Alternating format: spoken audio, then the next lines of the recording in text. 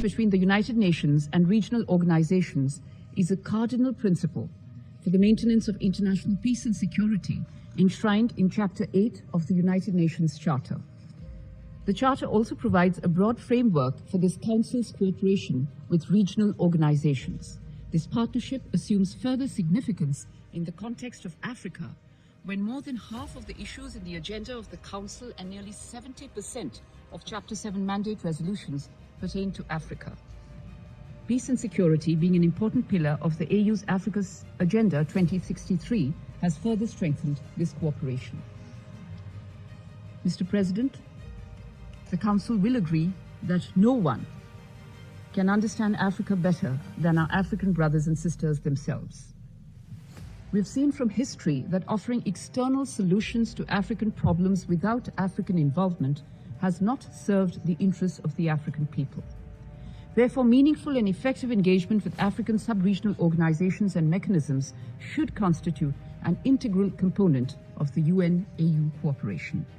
The East African Community, the Economic Community of West African States, the Economic Community of Central African States, the Southern African Development Community, the Intergovernmental Authority on Development, among others, have also bolstered the efforts of the African Union in preventive diplomacy and mediation efforts.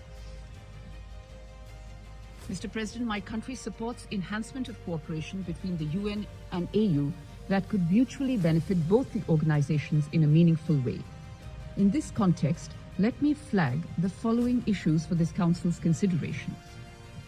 First, the activities of the United Nations, the African Union, and sub-regional organizations should complement each other while keeping their respective core mandates intact. Collective efforts should be geared towards regional diplomacy, mediation, reconciliation, and security sector reforms for securing lasting peace in the continent.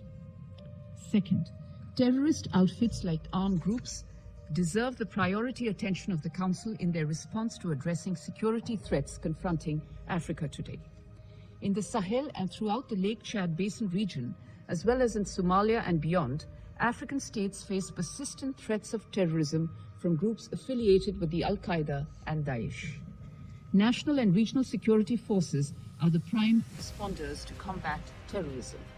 Capacity constraints and lack of financial resources have, however, become major impediments in the fight against terrorism. Initiatives such as ATMIS, the G5 Sahel Joint Force, the South African Development Community Mission in Mozambique, and the Multinational Joint Task Force need more encouragement from the international community.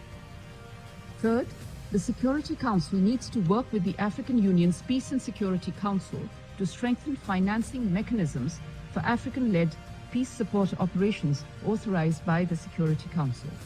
We endorse the call of the Secretary General to support African Union-led peace support operations and regional counter-terrorism operations with sustained financing, including through assessed contributions. Fourth, peace-building initiatives in Africa deserve the unwavering attention of the international community, major donors, in particular developed countries, and the international financial institutions should ramp up their overseas development assistance commitments and eliminate barriers to concessional financing to the economies of Africa so that they can indeed achieve the developmental goals enshrined in the United Nations 2030 Agenda for Sustainable Development, as well as Agenda 2063. Fifth, UN peacekeeping operations and special political missions in Africa need to be appropriately mandated and resourced. Our experience in peacekeeping in Africa shows that such missions often struggle to implement ambitious and under-resourced mandates. Furthermore, peacekeeping missions should have a clear and well-thought-out exit strategy prepared in consultation with national and regional stakeholders. Sixth, this Council needs to move way beyond mere lip service to meet Africa's concerns. Africa's continuing denial of representation in the permanent category of membership in this Council is a historical injustice that needs to be corrected sooner than later. India has consistently called for urgent UNSC reforms to ensure that Africa's aspirations, as outlined in the Esselvini Consensus and the CERT Declaration, are honored. Mr. President, India and Africa share a unique, historical and time-tested friendship. Since the 1960s, Indian peacekeepers have served in 22 missions in Africa so far. Currently, Indian peacekeepers are serving in 8 UN peacekeeping missions in the African continent. India has also contributed towards the training and capacity building of peacekeepers from Africa. India believes that Africa's rise is essential for true multipolarity in the global order that we are committed to. We've always worked with Africa as per Africa's priorities, both through bilateral and multilateral mechanisms.